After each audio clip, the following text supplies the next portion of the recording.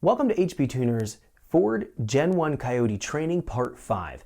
In this training module, we're going to take a look at the process for reading and writing a calibration file with our Ford PCMs. We're also going to be taking a look at the licensing process with our MPVI 2 cables if we need to go and add credits and license the actual file. We're going to have a lot to cover. Let's jump in so we can check this out.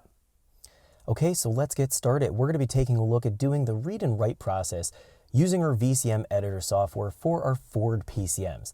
This is the very basic steps we need to start off with when we do our tuning. So we need to go and read the file that's in our PCM, whether it's going to be original Ford file or a tune file from another tuner.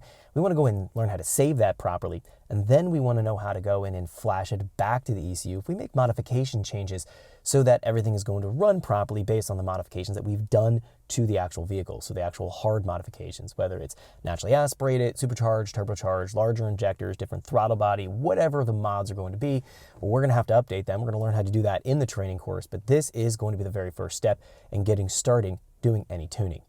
So the first thing that we need to do here is a read on the vehicle. The read is going to allow us to read that file out as I was just mentioning. Now in my particular case, I have a 2014 Mustang GT that I'm sitting in right now.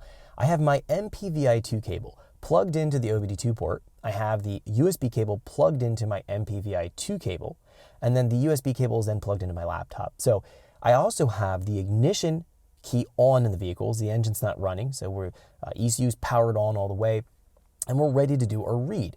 Now, before we do the actual read process, we want to make sure that we're using an option called Resync Interface. What this is going to do is make sure that any credits that are available online in terms of the licensing and crediting system from HP Tuners have been applied to your cable before we start to do the read and write process. I always do this anytime I'm sitting into a vehicle. I resync the interface. If I'm using the client's MPVI 2 cable, or if I'm using even my own, I make sure that I have all the crediting and credits available so that my laptop recognizes the crediting that's on my cable. So if I need to apply that to the vehicle, I'm able to do that. That's going to be when we start to do the write process, we actually have to apply the credits. So we'll take a look at that and talk about that here in just a few minutes. But let's do the Resync Interface option. We're gonna go up here to the Help and then go into Resync Interface. When I click on this, it's gonna prompt me up with a window down here. It's gonna be reading from the interface.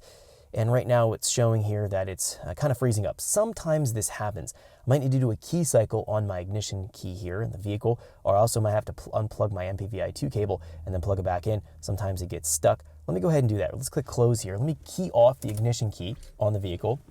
And I'm also gonna go here to my MPVI 2 cable. I'm gonna unplug the USB cable from it and then plug it back in again. Sometimes we have to do this in order for it to do this Resync Interface option. It might get frozen. So I'm gonna key the vehicle back on again. I'm keying on, I'm not starting the engine. So right now it's just key on, engine off.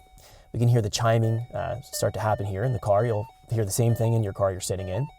I'm gonna go up and do the same thing again here. So if we go to Help and we go to Resync Interface, we should find that it starts to read. We see it's submitting requests to the HP Tuners, the server, to check any kind of licensing that's with the cable. We see the resync has been completed, so we see sometimes we might have to unplug the cable, power cycle the ignition key, plug everything back in, turn on the ignition key again, and then it can work. Now, the resync here, in order to do this, I do want to mention that you have to be on a Wi-Fi network or hardwired to an internet network.